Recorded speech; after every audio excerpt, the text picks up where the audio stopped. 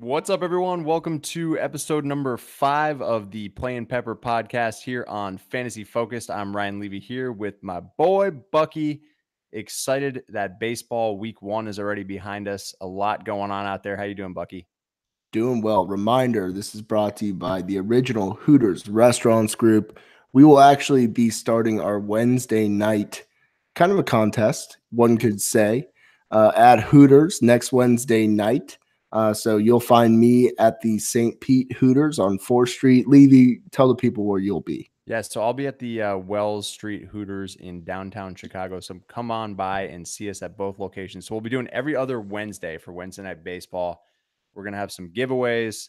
I don't know what we're going to call it yet. We'll call it like Daily Hooters Fantasy or something like that. But essentially, we'll be picking lineups out of the Wednesday Night Baseball slate. And if you're whatever section you're seated in, if those players do well in terms of fantasy, you will be rewarded. I know the name, and this just came to me. Oh, I love it. Wing for the Fences. Dude, that is so good. Look at you, man. That's it. Just a brilliant creative mind. Wing for the Fences. I'm writing that down right now. That better be written down. Put it on that whiteboard behind you, buddy. I will do that. Oh, man, that's good.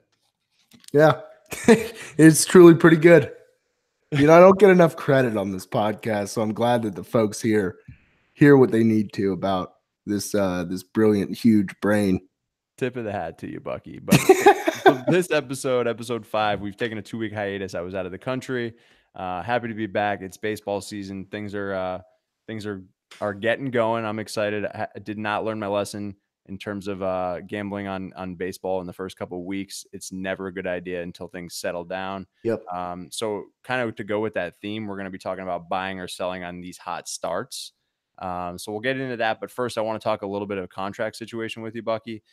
Today is April 2nd. By the time you're hearing this, it'll probably be April 3rd. But Ronald Acuna Jr. for the Braves signed an 8-year, $100 million contract extension after only playing 1 year. National League Rookie of the Year in 2018. They signed this kid when he was 16 years old.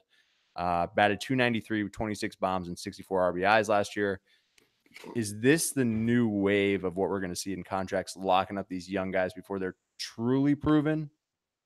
I don't know if it's a shift in player mentality or a shift in agent mentality, to tell you the truth. Baseball is one of those rare sports with guaranteed contracts. And I like to think that it's easier to leverage a very talented player when he is still young rather than a 26, 27-year-old player hitting arbitration for the first time who might have been dinged up at certain points in his career. Because when you look at the guaranteed money aspect and you get, this is just the reality of baseball. You get a lot of players from the Caribbean, players from Latin America that come into the league at a very early age. They've been playing longer than a lot of the college drafted guys, for instance, in the system. So these teams have a better indication of the talent level and kind of their ceiling. So I do think to a certain extent, we are seeing a trend that is really hitting the players at an earlier age for what seems like a lot of money. But when I look at a guy like Ronald Acuna Jr., I mean, he could be an all-world talent, right? He could be up there with the likes of Ken Griffey Jr. And I don't say that without, tipping my cap to Jr. because he was just the absolute man. But he could be that, and $100 million over 8 years, when you think about what this guy who is now 21 years old can become, is a bargain. I mean, think about what he did last year. Oh, yeah. I mean, he's the youngest player to ever sign a $100 million contract. So, I mean, that's awesome. Great for him. But in a way, did he sell himself a little short? I know it sounds weird to say that. He signed a $100 million contract, but if he waits a couple more years, can't this be a $200 million contract? Sure. And I mean, his agent probably got 10, 15 of that. So it's interesting. But then you look at, Blake Snell, for example. You and I are both Rays fans. To me, he's kind of dumb for signing that contract. We gave him $50 million, which is a lot for any Rays player, but he's worth well more than $50 million over 5 years, in my opinion. So I love the move as a Rays fan, but I look at it, I'm like, did he sell himself short too? I'm not in the locker room, but I would think that if I were his agent, I would say you just wait because your first deal that you sign in free agency is going to be massive. But maybe he feels at home here in Tampa. I mean, I feel at home here. I love it here. This is your native home as well. Mhm. Maybe he really enjoys his time here. It's probably very easy to pitch here and play for the Rays. No offense to the fan base, which is a huge fan base in terms of our TV numbers. Oh, We yeah. just don't have a draw to the ballpark unless the team is on top. And, last year, not making the playoffs, being a third place team, that's not going to put asses in seats at Tropicana Field. You need to be on top of that division. You need to be fighting tooth and nail with the Yankees, with Boston. So I think he is comfortable playing here. Mhm. He wants to win here. He probably loves his manager, Kevin Cash. Everyone kind of seems to do so. Um, that could be playing a major factor, but I am surprised that he signed the deal that he did, considering when he hit free agency, he was looking at a $150 million deal. Yeah, easily. I mean, the Yankees probably would have given him more than that. He's just nasty. Take my monies. Rays just scored, by the way. This is what I love. It's every night. It's my best friend. It's baseball. She's back. Yeah, my best friend's a girl. Whatever. So that's what I'm talking about, man. So let's use that as a transition. Let's talk a little bit Rays ball. So the theme of tonight: buying or selling on these hot starts. The Rays are atop the American League East right now, 4-1, not including Tuesday night's game, which hopefully they win again here against the Rockies. But you mentioned it, third place finish last year, 90 wins. We still can't get the fans in the stands. Are the Rays for real this year? Are they going to make a wild card push or even an American League East title push? Considering we're up 3-0 with one out in the first inning and two men on, I feel pretty darn good about their chances. Honestly, I would not be shocked if this team goes out and wins a division. The injuries are stacking up with the Yankees very, very early, and they have a lot of cause for concern there. Boston is kind of stumbling out of the gates. They'll be back. I'm not worried about Boston, but this Rays team seems complete in a lot of facets. And the fact that we carry as many quality pitchers as the Rays do, they will be a threat game in, game out. And Bob Kraft, Kevin Cash has been just a crucial component to the management style that has brought success to this group. It seems all the players have bought in. I'm telling you, man, if the Rays are on top of the division after a month of baseball, the Trop is a different environment altogether. Yeah, I'm with you on that for sure. I've heard. Have you been to the Trop yet in 2019? I've heard some good things about the changes I they have made. not. I'll be there for the Red Sox game 2 weeks from Friday. I love it, man. But you mentioned the Yankees injuries. Giancarlo Stanton is already on the injured list. It's weird for me to say injured list and not the DL. Yeah. Andrew Dar is probably going to be out for. He could potentially miss the season. It's not official yet, but Is it Andujar or Andujar? dude, I'm the worst name pronouncer in the history of name pronouncing, so I do not know. Andrew Okay. Dar. I'm gonna say Andujar because I do speak a little bit of the Spanish tongue. I'm gonna say Andujar, silent J. It's typed ha ha ha is JAJA, so there's no Yes. way it's Andujar. Yeah, you're right. And fun It's fact, not jaw jaw jaw jaw jaw jaw jaw jaw I jaw. should know Shout that. out Dude, jaw. I took like 6 years of Spanish, including 2 years in college, and I still can't pronounce names. Yeah, what's Senor Sanes up to these days? Senora Sanes. Senor Sanes. You All right, remember throwing books out of her window? We were bad kids. bad kids, man. Let's talk about some hot starts though. We got some we got a lot of them out there, but just to mention a few. Let's start with Cody Bellinger. I've always liked this kid. He's off to a 458 start, 4 dingers, 8 RBIs, and a 480 on base percentage. Is this for real with Cody Bellinger? Yeah, it's about time. He has one of the sweetest swings in baseball. Dude, yes. Big time timing based guy. So you get the pitcher with the right stuff until he kind of comes around on being able to identify pitches. He's suspect to strike out quite a bit, but in terms of the raw power numbers, trust me, they will be there. It's just, can he get that average and on base percentage up? Yeah, I'm with you. I mean, you hit the nail on the head there. He's one of the sweetest swinging guys in the league, in my opinion. I've always liked his swing. It's just got to get that average up, and I think this is the year he puts it together. So I am buying on Cody Bellinger right now for sure. Oh, he's a big boy.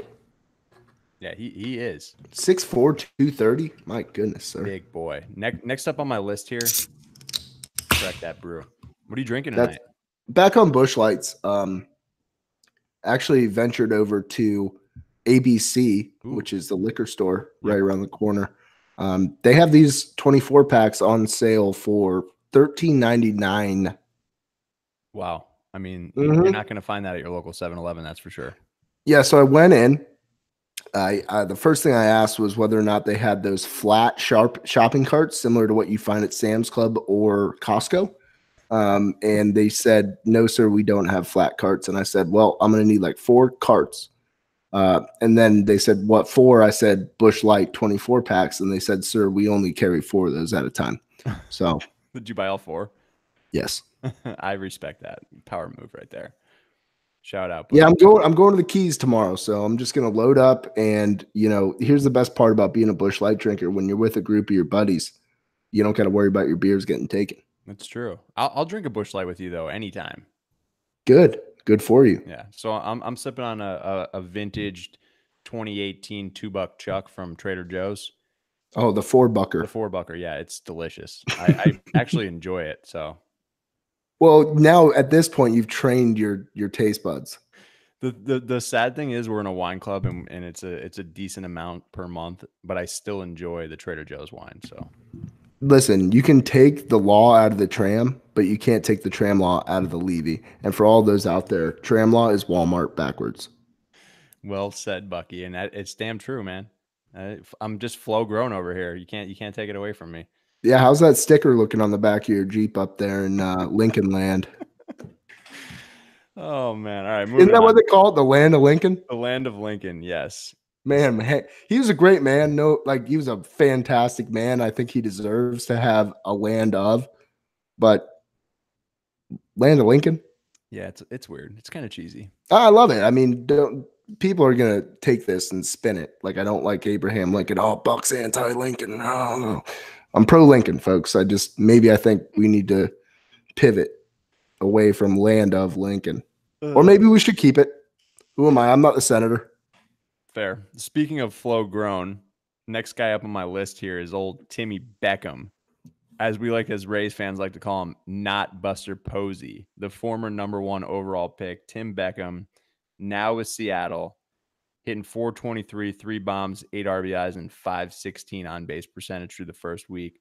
I don't know about you, Bucky, but I am selling so fast to anyone that is the slightest bit of interest in buying Tim Beckham, because before you know it, he's going to be hitting .255. I would rather buy the very last remnants of a blooming onion that has been torn apart by a Little League baseball team that's been sitting out for 35 minutes and it's cold. I'd rather buy those remnants of the blooming onion rather than buy Tim Beckham stock. Man, you are shorting that stock hard. I bet I'll itch it for you. That's all I got to say about him. Not a Tim Beckham fan either, man. I'm maybe it's just the bitterness in me. I compare him to, if we're making NFL parallels, I compare him to this first week of not even a week, this first 6 days of the season. I compare him to Case Keenum 2017 versus 2018. He's a meteorite and he's coming down towards Earth at an alarming rate. There's no way he keeps this up. I wouldn't even pick him up right now to start him start him for a week. I would not be surprised if he's under the Mendoza line within 2 weeks. You know what I like to compare him to? I believe it was 2008, the BJ Upton season in the playoffs when he hit like 8 bombs and then just completely shat the bed the rest of his career, but still managed to get like a $75 million contract. Has there ever been a more complicated swing than BJ Upton? He loved to swing at balls that would bounce like 4 feet in front of the plate.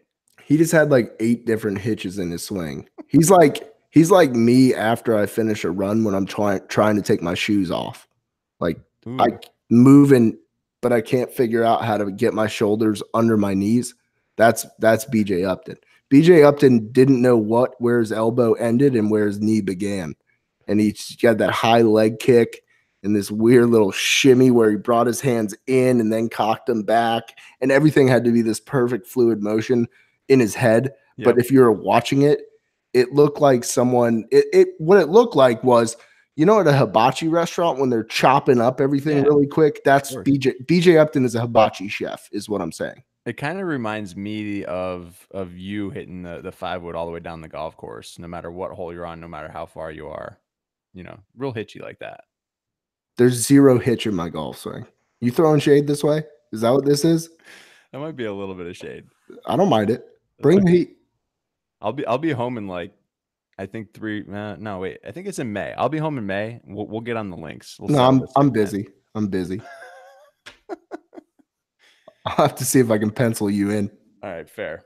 All right, let's move on to Domingo Santana, hitting 333, 3 bombs, 11 RBIs. Buying hard. Really? I like Domingo Santana. Why? His name is the best. His name is the absolute Domingo Santana. I love this guy. All right. Do you think he plays guitar like Carlos? Probably. I hope so. Deep down in my heart of hearts, I know he does. I'm buying Domingo Santana. I think he's a crucial player in that lineup. I like a lot of players in that lineup, to be honest with you, except Tim Beckham. Well, they're supposed to be like rebuilding, but they came out of the gates swinging, man. Yeah, they look like the second best team in the AL. That's right. Behind the Rays. I don't know. I'm not really buying Domingo Santana though. Explain why. Because I think he's a talented player. He has been. How many years has he had in the league now? I think 7. He hadn't had 7. He came into the league in 2014. Okay, 6. This is his 6th year. Yeah, he played 6 games and then 52. He's an injury guy. True. So he has struggled with injuries throughout his career. But when you look at the numbers, this is a guy who can provide raw pop. 2 years ago, 30 home runs, 85 RBIs, almost batted at a 280 clip. I really like the potential in him if he can stay healthy. It's just, can he stay healthy? When he's healthy, he's hitting. Well, he's got the opportunity this year, so I'm with you on that. If I just haven't seen enough, that's I guess why I'm not buying. I'm cautiously buying. I'm not like, putting 100 units on him. I'll put a unit on him. Yeah. I like this. Let's do units. Actually, you know what? I'm gonna put 2 units on him. 2 units. So I'm really gonna get feisty. I like it. I mean, I'm not going all in. You know what I mean? We haven't seen enough. It's a really hard thing to talk about baseball because in football, it's like the first week, sure, this guy flashed, but it's not until really like week 3, week 4 where everything factors in. In baseball, that really doesn't start until about 3-4 weeks in, where we have a true reflection of who these teams are, if the players can maintain their pace, if the players are improving as the year goes on or declining. So it's hard to say, but based on what he's done in the league so far, I see a guy who walks a little bit. I like that. I like the walks. He definitely has a strikeout problem. There's no doubt about that. But he does have raw power. So I like the lineup that he's in a whole bunch, and I think he's going to be successful this year. So I'm buying. I'll put 2 units. All right. I'm okay with that. Let's move on to Marcus Semien. He's a career 250 hitter, and he's off to a 326 start. Give me your thoughts on him. I'm selling. I've always been really high on Marcus Semien. Ever since he was a young player, I'd say about 5 years ago, first coming up, always been extremely high on him. I'm actually going to buy this. Okay. I think Marcus Semien and we're talking in terms of fantasy value here. He's a multi-position player. Mm-hmm. So you can slot him in at second, shortstop, third. I think he provides a lot of upside in terms of, number one, he'll steal some bags, not too many. He also walks quite a good bit, so he's going to stack up some walks. His on-base percentage should land somewhere between 320 and 340. Not the greatest, but he's right where you need him to be in terms of fantasy points. He also has flexed a bit of pop over the years, and I think he'll continue to grow. For a middle infielder, he has 25 home run upside potential.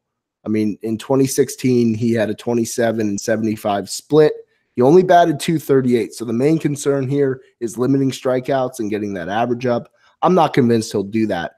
But I do like what I'm seeing out of Marcus Semien, and we'll see. But I gotta say, at age 28, I think this is the prime of a baseball player's career. Yep. And I think we're going to see the best baseball that we've seen out of Marcus Semien. And I'm just pumped to see what he comes out with. I am actually buying his stock. Okay. I think you might have just sold me a little bit there, because the one thing I was going to say, I like a little Billy Bean baseball out there, because the next guy I got on my list here is Matt Chapman. And Oakland always finds a way to have sneaky good players. You know what I mean? Like flying under the radar players who are pretty good fantasy players. So Jaso. Yes, John Jaso is a great player, man. He's a great Ray. It sucks that he had his best years in Oakland, though. I know. And I miss John Jaso. He's the man. Do you remember last year he showed up and security tried escorting him away from the dugout at the Trop? Didn't he, is it because he had the dreads probably by then? He still has he definitely still has the dreads. He's just the most carefree guy in the entire, canon of the MLB. He is the absolute man. Let's see. John Jaso. He did come back. He came back. No, he's not still playing. God, he played really well for Oakland. Yeah, he really did. I love to see. Well, a part of me loves to see X-Rays doing well with other teams. Batted for 271, 264. Came back to the Rays, though, in 2015. 286, 5 homers, 22 RBIs. I'll take it in 70 games, Jaso. Yeah, I'll take that all day. Career 258 hitter as a catcher. Not too shabby. All right, so give me your thoughts on Matt Chapman, though. So last year he had 24 bombs, 68 RBIs. Is he for real? He's a real deal. He's a real deal. I'm buying Chapman for sure. I'm always impressed when I see Matt Chapman come across the highlight reel. All right, cool. So another sweet swinger here for the Dodgers I want to talk about, Joc Pederson. This is a guy who's had 25 homers 3+ times in his career now, but his career batting average is like 230. So he's off to a 438, 3 dingers, 5 RBIs, 591 on base percentage. A lot of these Dodgers are off to a hot start. So I'm cautiously buying, but I've always believed in the talent of Joc Pederson. Definitely always believed in the talent. It's a matter of whether or not he can stop swinging at pure shit pitches. Yeah. And he's never proven to be able to do that. It's not that he's like a super high strikeout guy. He's not. But his contact is it's hit or miss. When he connects, that baby is flying. But he's a dribbler guy. He's not going to stack up the base hits by any means. That's not his game. He is a power guy. So if I can have a Joc Pederson hitting 270, that's a hell of a season that you're about to have. And I am buying Joc Pederson because, once again, 27 years old, prime of his career. He's had 6 years of experience in the big leagues. I think it's time to shine. Joc Pederson is my guy. I was very excited to get him in our last fantasy baseball draft we had just on Sunday night. Yeah, that draft was an absolute mess. Young Joc. But yeah, I'm with you on young Joc, man. I'm saying if he hits like 250, 260 with 30 bombs, I'm happy. By the way, can you trust a Pederson that spells it P-E-Derson? Absolutely not. That's psycho. Get a piss test on him. Can we talk about something real quick? Because I'm still very salty about the draft that unfolded. Just to paint the picture for the listeners out there, we've been in this league now. Well, this is the Devil Dogs League. We have been in this league now. This is the 9th year. The entry fee is $200, so it's a pretty nice prize pool, right? It's there's like $2,000 in the pot. So I take it serious, and we play with keepers. And ESPN, I hate to say it, but ESPN, if anyone out there is listening from ESPN, you guys have the most unuser-friendly fantasy interface I've ever seen in my life, especially if anyone plays with keepers. So basically, we have to manually draft them in the rounds they're assigned. And if anyone goes on auto draft, it's an absolute shit show. So we had 3 people in and out of auto drafts, and I had to play babysitter the entire draft. So essentially 20 keepers over and over. These people were getting drafted as due to the auto draft. So absolute nightmare out there. Any additional thoughts on that, Bucky? No, Cool story, Miss Doubtfire. Thanks, Bucks. You owed me one, huh? That you're the babysitter. I got it. All right, moving on. All right. You know what? It's just I'm salty because it's hard to find true old school fantasy baseball players anymore, man. I feel like fantasy baseball in a way is dying. I'm happy to talk just baseball anyway as a baseball fan, but fantasy baseball is a true art these days. You really have to be dedicated to win in fantasy baseball. I think that if you have someone that's dedicated, at least show up to the draft. Yeah. Come on. Especially when drafts? it's pre-planned for 3 weeks. Auto drafting in baseball is a dangerous, dangerous game. There's way too many players. There's way too many roster spots. If you auto draft, you could just have 6 injured guys that are done for like 2 months. Yeah. Dangerous game. I think one of the guys got Tim Tebow in our league. That's pretty good. Confirmed. I got a good kick out of that. Was that automatic or did you slot it in there? No comment. Beautiful. All right, so moving on. We'll talk about another Dodger real quick. Austin Barnes. Give me your thoughts on Austin Barnes. Catcher is just the weirdest position in all of fantasy baseball to figure out. Like with Salvador Perez out for the year, I love Salvador Perez. I target Salvador Perez in every fantasy baseball draft. He's been my catcher for a long time. Yes. So with him being out, I think Austin Barnes is in the right situation on a Dodgers lineup that's really clicking. And he's also multifaceted. So if they need him to fill in, he can play a little second base, a little first base, what have you. I like what I see out of Austin Barnes. He's not going to keep up the power numbers, but all I care about with catchers is on base percentage. And I think he will have a good year this year in that lineup. Yeah, I like the lineup. So I'm with you there. He's obviously not going to continue the power pace. His career high is 8 home runs, I believe. But yeah, he's only on pace now for like 70. Right. Yeah, that's not happening. But the lineup is juicy. So I'm buying some shares of Austin Barnes there. For sure. All right, let's talk about Ryan Healy real quick. The last one I got on my list in terms of hitters, off to a 310, 2 homers, 6 RBI start. Last year he had 24 bombs and 25 and 17. So the power's there. Love Ryan Healy. I think Ryan Healy might be one of the best first basemen after the end of this year, like top 6 guy. Really? Prime of his career right now, age 27, has a lot of experience, now moved over to Seattle.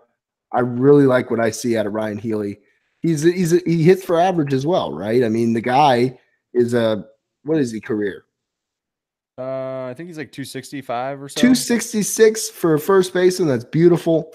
The guy hasn't shown the full extent of his pop. I understand that. But with enough tenure in the big leagues, which he's now looking at his 3rd year in the big leagues, 3rd complete year, he'll be ready to go. I always like what I see out of Ryan Healy. Yeah, dude, you're all about the Mariners, huh? I love the Mariners. I don't know, man. I think it's because I watched him play that Japan series, and I just got super stoked. It was the first baseball I'd seen. It's like the first crush you ever have. You're just like, man, nothing's ever going to get better than this. That was me watching these Japanese games at 3 a.m. Dude, okay, so I'm glad you said that because I've only got 2 pitchers written down here because I wanted guys that have had at least 2 starts. So I've got Yusei Kikuchi. Jesus, my goodness, dude. How do you spell it? Kikuchi. Kikuchi.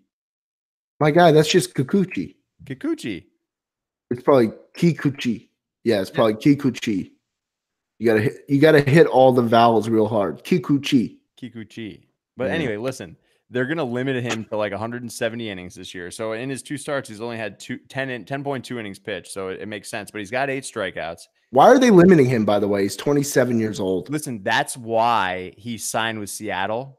I've read about this guy. This is why he signed with Seattle, because they've promised him they're going to preserve his arm. He doesn't want to be the next Shohei Ohtani. He doesn't want to be the next Yu Darvish. He doesn't want to be the next Tanaka. All these guys have had injury issues because they've been overused. overused in what extent? I mean, I'm looking at it right now. The guy was pitching 26, 22. What is he scared to throw 31 games like a normal MLB rotation starter? They're delicate over there, man. You got to be careful.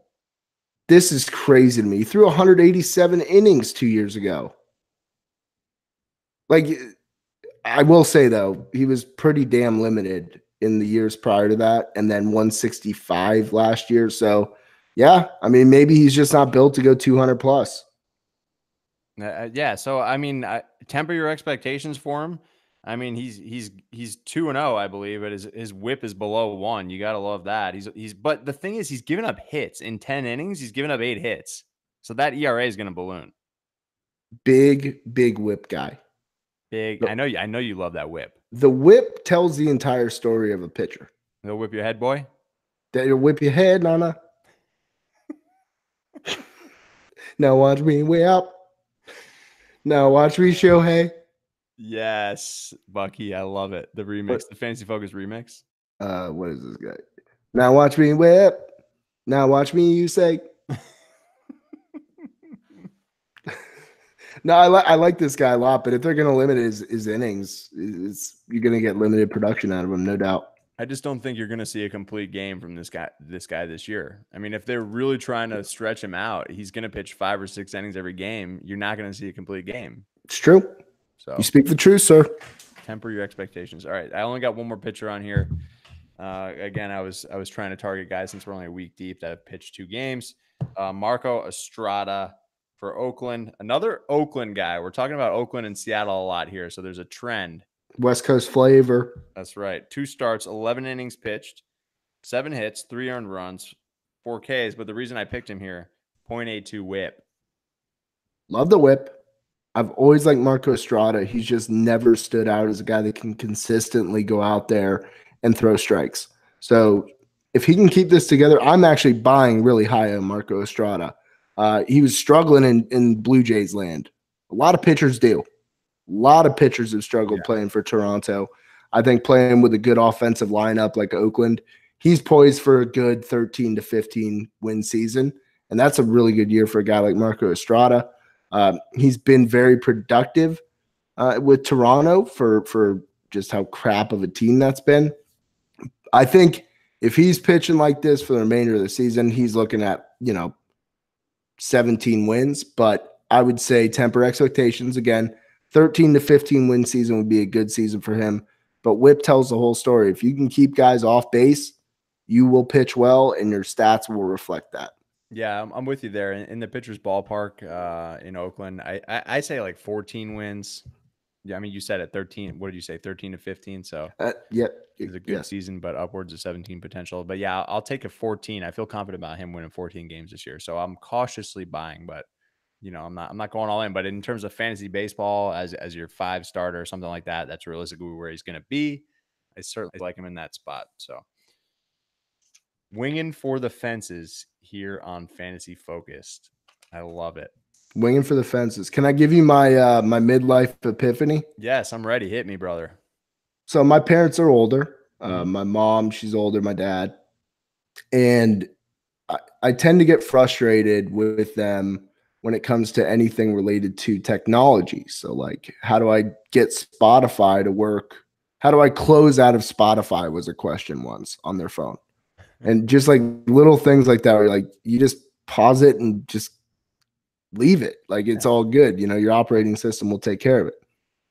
I can now fully relate to how lost my parents are. And I want to formally apologize because last week I went out, I purchased a MacBook Air, which I'm talking into right now after having to purchase a damn USB converter because apparently Apple's too good for USB ports. I mean, that's one thing. But I'm so frustrated trying to navigate through this thing. And I'm tech savvy. I work in technology. Yes. Like I work in technology, but I've never once messed around on an Apple product. It's great. I like the machine, but all the tips and tricks with this thing and just figuring out how to navigate certain applications. Like I'm trying to figure out how to edit using iMovie, and Levy was very patient with me last night, which I appreciate. Mm-hmm. This is the most frustrating thing I've done in 10 years. is try to use this machine. I Yeah. don't understand everything. I feel like the walls are just closing in on me and the machine's going to blow up if I don't figure out how to use it. Tell me things will get easier, but I wanted to say I'm sorry to my parents because I feel probably exactly like they do with all this dumbfounded technology. And I'm dumbfounded. I am dumbfounded right now. Control, option, command C, command V. The command is right there underneath my knuckles, and I can't even get to it with my fat ass fingers. It's tough out here for a pimp. No, I hear you. I've enjoyed the experience of watching you go through the Mac experience. I've been an Apple guy for a long time now. I had the first generation iPhone. This is my third MacBook. Well, I'm on the MacBook Air now, but I did not realize that the new MacBook Airs did not have USB. So I feel bad for influencing you to purchase this beautiful machine. They're smart though. They get all these adapters and shit, so you spend more money, which is obviously frustrating. It's insane. Yeah, that is a little Just crazy. build it in. This is $20. It would have cost you nothing to put. That's the point. I get that. Yeah. But it was kind of funny, you being the tech support guy for a living and me sharing my screen with you, teaching you how to do things. I actually kind of enjoyed that. yeah, But yeah, once you go Mac, you never go back, brother. You're gonna love it once you get going. I think so. I did. Sliding those fingers all sorts of ways on that fancy keypad, man. You'll be loving life. No, I can't wait to get my hands on a greasy ass mouse. I need a mouse in the worst way. I can't use this thing. Oh man, I I'm love lost it. in the desert. That's it. I'm on a horse on. Horse I'm on with a no horse name? in the desert on a horse with no name, dude. Yes.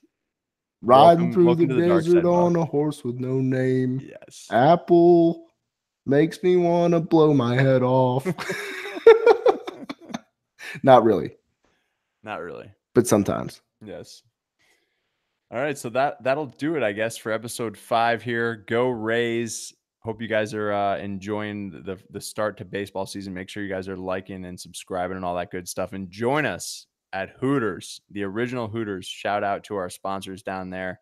Bucky will be at the St. Pete Hooters. Join Bucky and our boy BG, the manager down there, and our boy Tez, the best chef in the biz. 007 wings. The Get them. 007 Wingy Master. Mm.